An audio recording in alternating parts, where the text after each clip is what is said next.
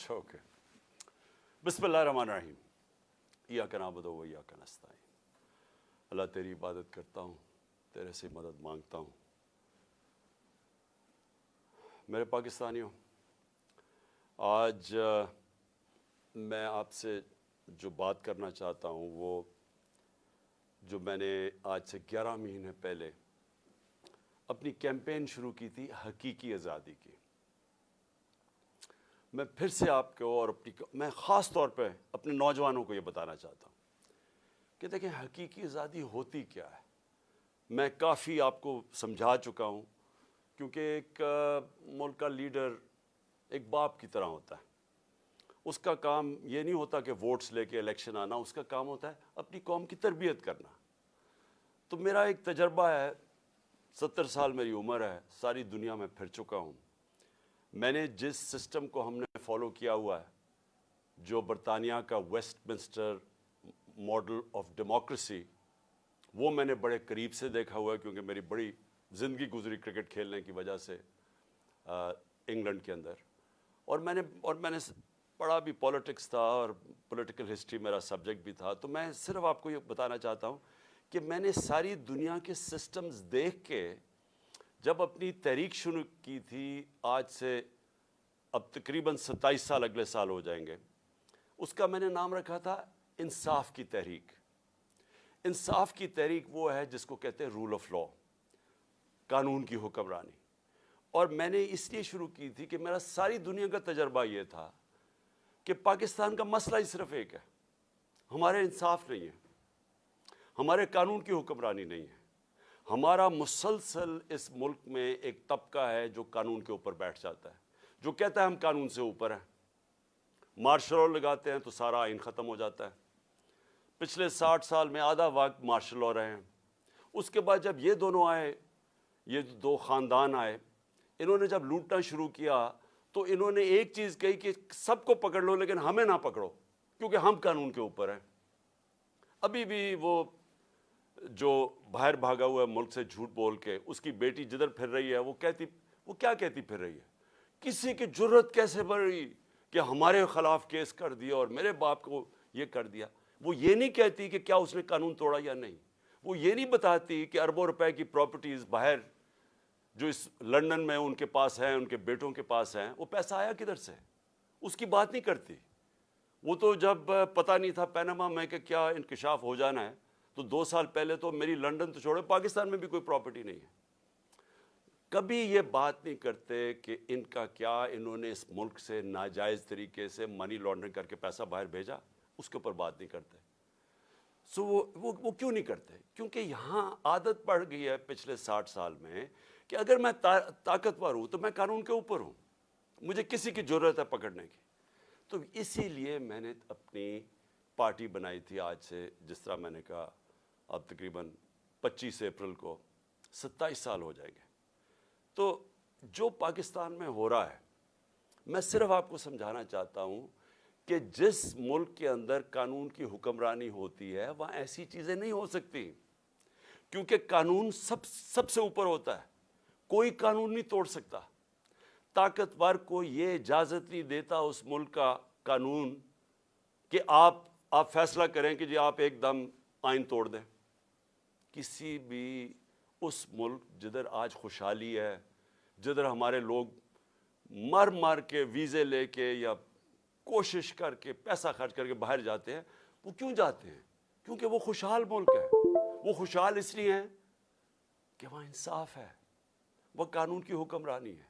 मैंने अपने लोगों को, जब से मैं वज़ीर आज़म बना, मैंने यही समझाने की कोशिश की कि मदीना की रियासत में मेरे नबी सल्लल्लाहु अलैहि वसल्लम ने कानून की हुक्मरानी, अदल और इंसाफ कायम करके उनको दुनिया की इमामत करवाई।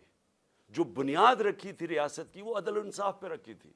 गुर्बत थी, पैसा नहीं था, बुरे हालात थे, मुहाजिर आए हुए थे जिनके पास सब कुछ छोड़ के आ गए थे। उधर उस माशरे के अंदर उन्होंने सबसे पहले कानून, इंसाफ कायम किया, और बाद में खुशहाली आई, और बाद में वो एक अजीम कौम बने। तो जो कानून की हुक्मरानी है या जो इंसाफ है, वो करता क्या है? وہ انسان کو آزاد کر دیتا ہے، اور آزاد انسان کی پرواز اوپر ہوتی ہے۔ تو یہ یاد رکھیں کہ جو حقیقی آزادی ہے، ایک تو انگریزوں سے ہم نے آزادی لی، ابھی 23 مارچ گزرا ہے کل، 23 مارچ میں کیا ہوا کہ بہت بڑا ایک خواب، ایک ریزولوشن پاس ہوئی یہی مینار پاکستان میں، جس کو پہلے منٹو پاک کہتے تھے، کہ ہم نے ایک مسلمانوں کے لیے ایک ایسی ریاست بنانی ہے جو ان اصولوں کے اوپر کھڑی ہوگی جس کے اوپر پہلی مسلمانوں کی ریاست مدینہ میں قائم کی گئی تھی۔ اور اس سب سے پہلے جو قائد اعظم ہمارے لیڈر تھے، وہ سب سے بڑے کانسٹیٹیوشنسٹ تھے، وکیل تھے، قانون کی بات کرتے تھے۔ تو آج میں صرف آپ کو بتانا چاہتا ہوں کہ جو پاکستان میں ہو رہا ہے، ہمارے سارے مسئلے اس لیے ہیں کہ طاقتور اس ملک کے قانون کو نہیں مانتا، وہ اپنے آپ کو قانون سے اوپر سمجھتا ہے، اور اس کی وجہ سے ہم آزاد نہیں ہیں، ہم غلام قوم ہیں۔ آزاد قوموں کے اندر کبھی بھی کوئی آئین توڑ نہیں سکتا۔ پاکستان کا آئین، پاکستان کے 5 سپریم کورٹ کے ججز واضح طور پہ کہتے ہیں کہ 90 دن میں الیکشن ہونا ہے، کیونکہ یہ آئین کہتا ہے۔ سپریم کورٹ کا کام ہوتا ہے آئین کو امپلیمنٹ کرنا۔ وہ اناؤنس کرتے ہیں، الیکشن اناؤنس ہو جاتا ہے 30 اپریل کا، کل بیٹھ کے فیصلہ ہوتا ہے۔ الیکشن کمیشن کہتی ہے کہ نہیں جی، ہم نے تو، ہمارے پاس پتہ نہیں پیسے نہیں ہیں یا پتہ نہیں سیکیورٹی نہیں ہے، اور ہم 8 اکتوبر پہ چلے گئے۔ تو یہ آزاد قوموں میں یہ ایسا نہیں ہو سکتا۔ میں جو آپ کے پاس آج یہ بات کرنے آیا ہوں، میں آپ کو سمجھانے آیا ہوں، یہ ہوتا ہے جب قوم غلام ہوتی ہے، کیونکہ جس ملک پہ آئین نہیں ہوتا اور قانون نہیں ہوتا، وہ ملک غلام بن جاتا ہے۔ اپنے ہوتے ہوئے ہیں پاکستانی اوپر، لیکن ہم غلام ہیں، ہم آزاد نہیں ہیں، اور یہی رکاوٹ بنی ہوئی ہے ہماری پرواز میں۔ ہم آج بیکاریوں کی طرح پیسے مانگ رہے ہیں دنیا سے، دنیا میں ذلیل ہو رہے ہیں۔ آج ذرا دیکھیں کہ حالات کیا ہیں اس ملک کے، کہ 11 مہینے سے جب سے حکومت آئی ہے امپورٹڈ، جو ہمارے اوپر مسلط کی گئی ہے، آج 6 اب تک لوگ آٹے کی لائنوں کے اندر کھڑے مر گئے۔ آج یہ حال ہے کہ پاکستان کی تاریخ میں وہ مہنگائی آئی ہے، اور یہ سارے ان کی پہلے سٹیٹمنٹس دیکھیں، ایک ہی چیز یہ کہتے تھے کہ جی عمران خان نے بڑی مہنگائی کر دی۔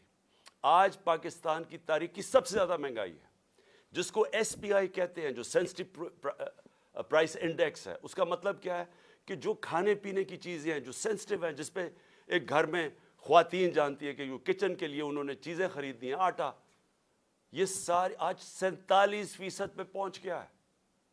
47% پہ ایس پی آئی پہنچ گیا، یعنی پاکستان کی تاریخ میں سب سے زیادہ مہنگائی ہے۔ جب ہمارا ملک بھی ٹوٹا، جب یہاں زلزلے آئے، یہاں سب کچھ ہوا، یہاں ہر کچھ ہوا، لیکن اس طرح کی مہنگائی نہیں آئی۔ ہمارے دور میں کرونا آیا، ساری دنیا کے اندر مہنگائی تھی، اس طرح کی مہنگائی پاکستان میں کبھی بھی نہیں آئی۔ اور آج جو آٹا، جو بنیادی ضروریات ہے ہر گھر کی، آٹا جو ہمارے وقت پہ 55 روپے کلو پہ تھا، آج کنٹرول ریٹ پہ 115 پہ ہے، اور بازار میں مل رہا ہے 155 روپے پہ۔ کون سی قیامت آ گئی کہ اتنے 11 مہینے میں آٹا آسمانوں پہ پہنچ گیا؟ تو یہ کس کو افیکٹ کرے گا؟ یہ عام لوگوں کو افیکٹ کرے گا۔ تو یہ کیا ہو رہا ہے؟ یہ اس لیے ہو رہا ہے کہ ہمارے ملک کے اندر انصاف نہیں ہے۔ جو بھی بڑا چوری کرے، جو بڑا ڈاکہ مارے، اس کو این آر او مل جاتا ہے، یا بڑے بڑے کارٹلز بنے ہوئے ہیں، مل کے قیمتیں اوپر کر کے پیسہ بنا دیتے ہیں، ان کو پکڑ نہیں سکتا ہمارا قانون۔ ساری عوام غلام بنی ہوئی ہے تھوڑے سے طبقے کی، جو جب چاہے جو مرضی کر دے۔ تو میں سب سے پہلے تو یہ جو آئین کے اوپر آتا ہوں، کہ جو انہوں نے آئین کے اوپر واردات کی ہے کہ جی ہم 8 اکتوبر پہ چلا گیا الیکشن، مجھے یہ بتائیں کہ کون آج گارنٹی کرے گا کہ 8 اکتوبر کو الیکشن ہوگا یا نہیں ہوگا؟ جب یہ وجہ دے دی کہ جی آج پتہ نہیں پیسے نہیں ہیں یا جو بھی ہے، سیکیورٹی، کوئی بھی بہانہ تو کوئی بھی مار سکتے ہیں، تو کیا گارنٹی ہے کہ 8 اکتوبر کو یہ نہیں ہوگا؟ کون بتائے گا، کہ کون فیصلہ کرے گا کہ جی اب الیکشن کروانے کا ماحول ٹھیک ہو گیا؟ یہ کون فیصلہ کرے گا؟ جو ہم یہ اب اس کے اوپر میں اپنی ساری لیگل کمیونٹی کو آج کہہ رہا ہوں, میں اپنے سارے وکلا کو کہہ رہا ہوں, میں اپنے سارے ججز صاحبان کو بڑے ریسپیکٹ فلی کہہ رہا ہوں کہ یہ ہے وہ ڈیفائننگ مومنٹ پاکستان کی تاریخ کا. اگر اس وقت ہم نے یہ آئین کا قتل ہونے دیا, یہ رکنا نہیں ہے پھر کہیں. سب کو یاد ہونا چاہیے کہ ایک دفعہ کہا تھا میں 90 دن میں الیکشن کروا دوں گا, اور اس کے بعد 11 سال تک ایک آمریت کے ملک اس پہ پڑا رہا تھا. تو آج بھی اگر ہم یہاں سے ہٹتے ہیں, یہ پھر رکنے نہیں لگی بات. اور میں ساری قوم کو آج کہہ رہا ہوں, آزاد قوم وہ ہوتی ہے جدھر قانون کی حکمرانی ہوتی ہے, رول آف لا ہوتا ہے. جس ملک میں رول آف لا نہیں ہے وہاں طاقتور کمزور کے اوپر حاوی ہو جاتا ہے. کسی بھی, اب میں آپ کو مثال دیتا ہوں, دیکھیں اپنے آپ کے رشتہ دار ہوں گے, برطانیہ میں رہتے ہیں, امریکہ میں رہتے ہیں, یورپ میں رہتے ہیں, کبھی ان سے پوچھیں کہ کیا وہاں انہوں نے کبھی قبضہ گروپ کا نام سنا ہے؟ کبھی کسی کی پراپرٹی کے اوپر قبضہ ہوا ہے؟ کسی طاقتور نے کیا ہے؟ نہیں کر سکتا, کیونکہ قانون کا مطلب ہوتا ہے کمزور کو طاقتور سے اس کی حفاظت کرنا, اس کو تحفظ دینا. اس کو کہتے ہیں انصاف. جب حضرت عمر, حضرت ابو بکر, حضرت علی, ان کی پہلی سٹیٹمنٹ دیکھ لیں, جب وہ خلیفہ بنے پہلی سٹیٹمنٹ کیا تھی کہ کمزور اور طاقتور کو میں قانون کے سامنے ایک برابر کروں گا, یعنی انصاف قائم کروں گا. یہ بنیادی ضرورت ہوتی ہے قوم کی. انصاف ہی قوموں کو آزاد کرتا ہے. ان عربوں کو جنہوں نے میرے نبی صلی اللہ علیہ وسلم نے ایک قوم بنایا تھا, ایک قبیلوں کو ملا کے قوم بنایا تھا جس نے دنیا کی امامت کی تھی, اس کی بنیاد انصاف پہ رکھی گئی تھی, رول آف لا پہ. آج یہ جو سارے ملک خوشحال ہیں یہ سارے رول آف لا ہے. تو جب آپ کے ملک میں رول آف لا نہیں ہے, لوگ آزاد نہیں ہیں. سب سے پہلے تو میں یہ بتا دوں کہ قبضہ گروپ ہے. اس کے بعد دیکھیں, کبھی سنا ہے کہ برطانیہ کے اندر یا یورپ کے اندر کسی کو این آر او دیا گیا ہو؟ کسی نے پبلک کا پیسہ چوری کیا اس کو این آر او ملا ہو؟ کبھی سنا ہے؟ کبھی سنا ہے کہ جو آج تحریک انصاف کے ساتھ ہو رہا ہے, راتوں کو پولیس ہمارے لوگوں کے گھروں میں گھستی ہے. پہلے انہوں نے 25 میں کو یہ کیا, رات کے 2-2, 3-3 بجے لوگوں کے گھروں میں گھسے, وہاں لوگوں کو اٹھا کے لے گئے. وہ عورتیں تھیں, ان کو ذلیل کیا, گالیاں نکالی پولیس نے. اب پھر وہی ہو رہا ہے. اب تک 1000 تحریک انصاف کے کارکنوں کو انہوں نے پکڑ لیا, چھاپے مارے ہیں. ابھی ملتان کے اندر وہ بیچارے افطاری پہ بیٹھے ہوئے تھے لوگ, پولیس نے افطاری پہ جا کے اٹھا کے لے گئے لوگوں کو. حسان نیازی میرا بھانجا ہے, باہر سے پڑھ کے آیا ہوا ہے, بڑی خواب دیکھتا ہے کہ پاکستان کے لیے وہ محنت کرنا چاہتا ہے, جان مارنا چاہتا ہے. اس کو جا کے پہلے تو وہ اس کے پاس بیل تھی, اس کو اٹھا ہی نہیں سکتے تھے, اس کو پہلے اٹھایا, پھر اس کے اوپر کوئی انہوں نے دفعہ لگائی, کوئی ایف آئی آر فیک لگا دی, کوئی پوچھنے والا نہیں. کسی مہذب معاشرے میں ایسے نہیں ہوتا. پھر اس کو انہوں نے جا کے ہیوملیٹ کرنے کی کوشش کی, ذلیل کرنے کی کوشش کی. وہی کپڑے اتارنے کا شوق ہے ان کو کہ کسی طرح اس کو ذلیل کریں, اس کو ماریں, مارا مورا. میں حسان نیازی اور سارے اپنے لوگوں کو بتانا چاہتا ہوں, دیکھیں ہمارا ایمان کا حصہ ہے کہ عزت اور ذلت اللہ کے ہاتھ میں ہے. جب یہ لوگ ایسے کرتے ہیں, یہ آپ کو ذلیل نہیں کرتے. یہ جو ظالم, جب یہ بزدل لوگ جیلوں کے اندر جب لوگوں کو مارتے ہیں اور یہ ٹارچر کرتے ہیں, یہ اپنے آپ کو ذلیل کرتے ہیں. ان کی زندگی میں ذلت لکھی ہوئی ہے, ان کو ادھر اور آخرت میں ان کو پوری سزا ملے گی اس کی. انگریز کے زمانے میں جب ہم غلام تھے انگریز کے, کبھی پولیٹیکل پرزنرز کو اس طرح ٹارچر نہیں کرتے تھے جو شہباز گل سے کیا, جو اعظم سواتی سے کیا, ننگا کر کے ان کو, جو میڈیا کے لوگوں سے کیا, جو جمیل فاروقی سے کیا, جو ہمارے سوشل میڈیا کے لوگوں کو پکڑ کے ننگا کر کے مارنا. یہ کوئی مہذب معاشرے میں ایسے نہیں ہوتا. آزاد ملکوں کے اندر یہ نہیں ہوتا. یہ صرف غلاموں کے ساتھ کرتے ہیں. اگر امریکہ نے کبھی کیا بھی تھا ٹارچر تو وہ دوسرے ملکوں میں جا کے کرتے تھے, اپنے ملک کے قانون ان کو اجازت نہیں دیتے تھے. گوانٹانامو اس لیے بنایا کہ وہ اپنے ملک سے باہر تھا تو ادھر جا کے ان سے وہ چیزیں کرتے تھے جو اپنے ملک کے قوانین ان کو اجازت نہیں دیتے تھے، پرائے لوگوں سے بھی، فورنرز کو بھی اجازت نہیں دیتے کہ اپنے ملک میں ان کو ٹارچر کریں۔ ہمارے اپنے ملک میں جو پولیٹیکل پریزنس ہے اور جس طرح کا ان کو رویہ رکھا ہوا ہے، یعنی میں کبھی اپنی زندگی میں نہیں سوچتا تھا کہ ہماری ریاست اتنی نیچے گر سکتی ہے۔ اظہر مشوانی نوجوان ہے، وہ سوشل میڈیا کا، اس کو اٹھا لیا ہے، ابھی تک نہیں پتا کدھر ہے وہ۔ اس کے ماں باپ کی مجھے میسج، اس کے بھائی بیچارے مجھے ملنے آئے، غائب کر دیا اس کو۔ کیا اس کا قصور ہے؟ خوف پھیلانے کے لیے کہ یہاں ریاست ایسی ہے کہ آپ کو کچھ بھی کر سکتی ہے، تاکہ سب ڈر کے گھر میں ڈر کے رہے سارے۔ شاہد حسین انگلینڈ میں کامیاب بزنس مین، ایک پاکستان کی درد رکھتا ہوا کہ جی میں ملک کے لیے کچھ کرنا چاہتا ہوں، وہ یہاں کام کر رہا تھا، اس کو کل اٹھا کے غائب کر دیا، پتہ ہی نہیں وہ کدھر ہے۔ 1000 کارکن ہمارا اس وقت جیلوں میں ہے، اس میں سے ایک نوجوان ہے فہد، وہ اسپیشل چائلڈ ہے، وہ ضلع شاہ کی طرح، وہ بھی ایک کیا اسے ہم کہیں درویش ہے، وہ یعنی اسپیشل چائلڈ ہے، وہ ملنگ ہے۔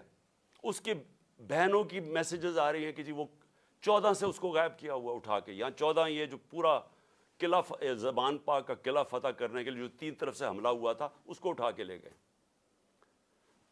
کسی پاکستانیوں کسی آزاد معاشرے میں ایسے نہیں ہوتا، یہ مقبوضہ کشمیر میں کر رہے ہیں ایسے، جو یہاں ہو رہا ہے مقبوضہ کشمیر کے اندر اسی طرح لوگوں کو اٹھا رہے ہیں وہاں، جو ہم ہر روز مذمت کرتے ہیں اور ہم کشمیریوں کے ساتھ اظہار یکجہتی کرتے ہیں اس لیے کہ ان سے یہ ظلم ہو رہا ہے، فلسطینیوں سے یہ ہوتا ہے، یہ ہمارے سے ہو رہا ہے یہاں، اور ایسا ہو رہا ہے، ایسا خوف پھیلانے کے لیے کہ سب ڈر جائیں۔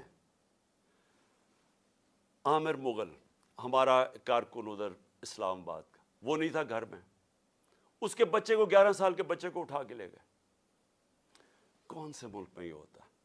میں پھر سے پوچھتا ہوں کہ کون سے ملک میں یہ ہوتا ہے؟ میں آج اپنی عدلیہ کو بھی کہنا چاہتا ہوں، میں پھر اپنی لیگل کمیونٹی کو کہنا چاہتا ہوں، آپ کے اوپر اللہ نے بہت بڑی ذمہ داری ڈالی ہے، کیونکہ آپ کا کام ہے ہمارے ہیومن رائٹس کو پروٹیکٹ کرنا۔ اور اس کے بعد میں اپنے گھر کا میں آخر میں آتا ہوں اس لیے کہ عدالت میں نے آج جج صاحب کو عدالت میں بتایا، میں نے کہا آپ نے کہا تھا کہ میرے گھر اگر کوئی سرچ وارنٹ لینے آئے گا تو وہ آپ نے طے کیا کہ ایک ان کا کوئی ایس پی پولیس تھا اور ایک ہمارا آدمی، اور وہ اکٹھے سرچ کریں گے۔ ہم نے کہا بسم اللہ۔ 40 لوگوں نے دروازہ توڑ کے میرے گھر گھسائے، اور تب جب میں یہ بتا چکا ہوں، میں وہاں اسلام آباد تھا پیشی کے لیے، میری بیوی اکیلی دیندار خاتون جو دنیا میں جن کا واسطہ نہیں ہے، اپنی زندگی گزارتی ہے، وہ اکیلی یہاں سے دروازہ توڑ کے اندر گھسے۔ 40-50 پولیس والے کچھ چھتوں پہ چڑھ گئے، یہاں بےچارے جو لوگ ملے کچھ 4-5، ذرا دیکھیں وہ بےچارے ملازم، ان کو مار مار کے، ان کی چیخوں کی آوازیں آ رہی ہیں، کسی کا بازو توڑ دیا پکڑ کے، ایک کو بیہوش کر کے وہ نالی میں پھینک کے چلے گئے۔ یعنی انسان تو چھوڑے، درندے بھی یہ نہیں کرتے۔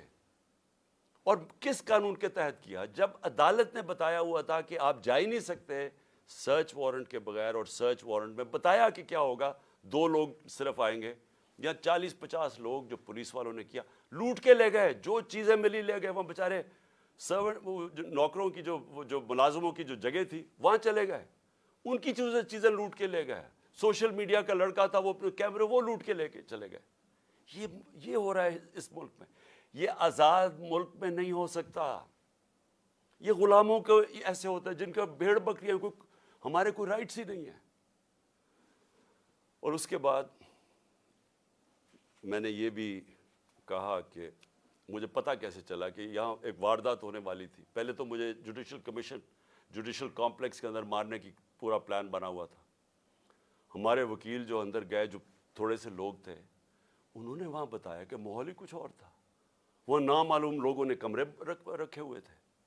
اس کے بعد سی ٹی ڈی کے کپڑوں کے اندر نامعلوم لوگوں نے ان کے کپڑے پہنے ہوئے تھے، وہاں رینجرز، وہاں پولیس، اور وہاں یہ حالات تھے کہ جو ہمارے جن لوگوں کے نام لکھے ہوئے تھے کہ جنہوں نے وہاں مجھے ریپرزینٹ 10 لوگوں نے جانا تھا، ان میں سے شبلی فراز کو مارا انہوں نے، وہ بیچارے اس کی ابھی تک اس کی ہڈی توڑ دی ہے، کریک کر دیا ہپ بون. شبلی فراز کو وہ جا کے ہاسپٹل چلا گیا. ہمارا جو عمر سلطان تھا، نام دیا ہوا ہے، اس کو مارا اس کا منہ کے اوپر ناک، اس کی ہڈی توڑ دی. کچھ بھی نہیں ہوا. اندر یہ حالات تھے. میں نیچے 40 منٹ انتظار کر رہا ہوں، اوپر سے پتھر مار رہی ہے پولیس، اشتعال دے رہی ہے لوگوں کو، ٹیئر گیس کر رہی ہے. میں وہاں انتظار کر رہا ہوں اپنی پیشی کے لیے. اندر گھستا ہوں تو وہاں اور ہی ماحول تھا. تو پلان بنا ہوا تھا مجھے مارنے کا. مجھے کیسے پتا ہے؟ مجھے کیسے پتا ہے؟ کیونکہ مجھے پولیس آفیسرز نے بتایا کیا پلان بنا ہوا تھا. وہ خود حیران تھے.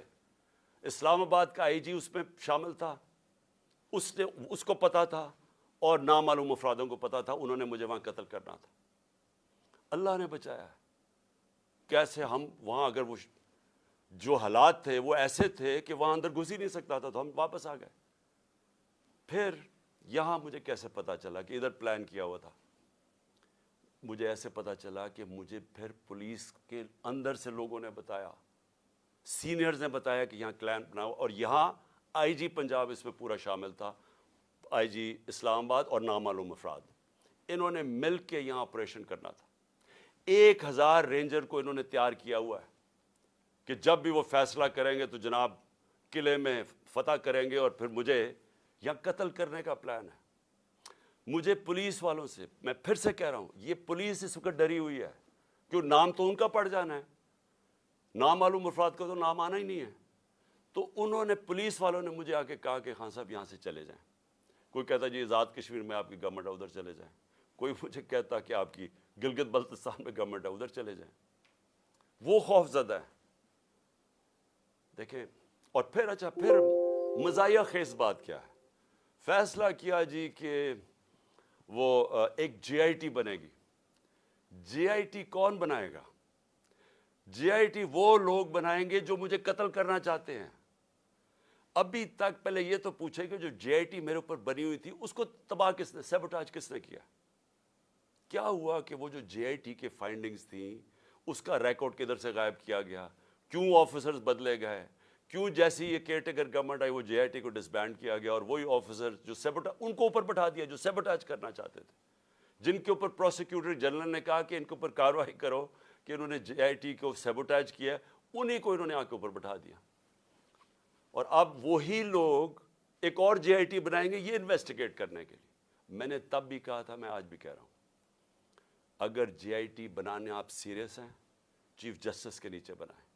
اور ہمیں کسی کے اوپر کانفیڈنس نہیں ہے. اس گورنمنٹ کے اندر وہ لوگ بیٹھے ہوئے ہیں جنہوں نے پہلے بھی مجھے قتل کرنے کی کوشش کی، اب پھر کریں گے. میں اور بار بار کہہ بیٹھا ہوں کہ کریں گے، کیونکہ ان کو خوف زدہ ہے کہ کہیں عمران خان آ گیا تو ہمارا احتساب ہو جائے گا. اس خوف سے یہ سارے ڈرامے ہو رہے ہیں یہاں، یہ جو ساری یہ تیاری کی جا رہی ہے کہ جناب ایک اور حملہ کریں. لیکن میں آج اپنے سارے لوگوں کو کہنا چاہتا ہوں، دیکھیں میرے کارکنوں کو بھی آپ کو میسج دینا چاہتا ہوں، اپنی قوم کو میسج دینا چاہتا ہوں.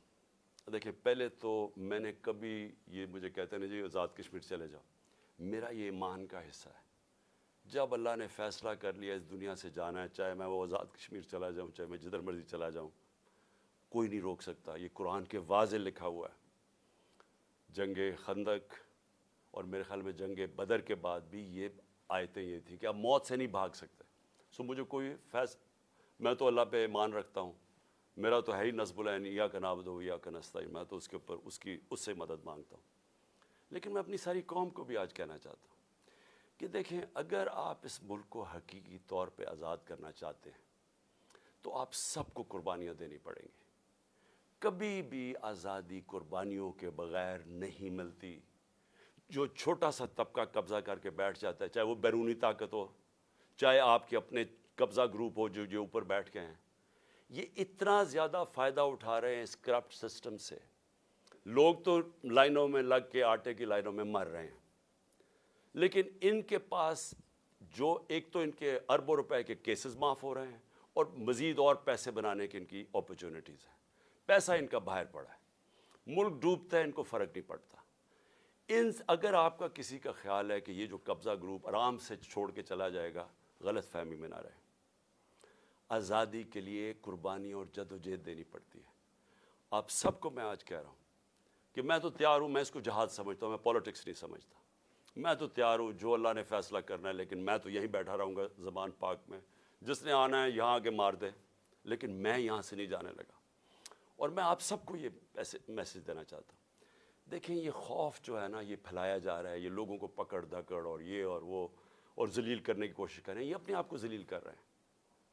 آپ نے کسی نے اس سے خوف زدہ ہو کے اپنی آزادی کی تحریک سے پیچھے نہیں ہٹنا, کیونکہ ایسا موقع شاید آئے نا, جو اس وقت قوم کھڑی ہوگی اور جو شعور آ گیا قوم میں, جو ہمارے نوجوان آج کھڑے ہو گئے ہیں, آپ نے اب اس سے پیچھے نہیں ہٹنا. یہ تحریک ادھر پہنچے گی جدھر ہم اپنے آپ کو ایسے ایک وہ پاکستان بنے گا جدھر ہمیں کوئی خوف نہیں ہوگا کہ ہمارے اوپر کوئی ظلم کر سکے, جدھر ہمیں ساروں کو, کمزور سے کمزور کو پتہ ہوگا کہ کسی نہ کچہری میں, نہ تھانے میں, نہ کسی پٹوار خانے میں کوئی اس کے اوپر ظلم نہیں کر سکتا, نہ کوئی نامعلوم افراد آ کے اس کو رات کو اٹھا لیں گے, کیونکہ ہم آزاد ہوں گے, کیونکہ قانون ہمیں پروٹیکشن دے گا.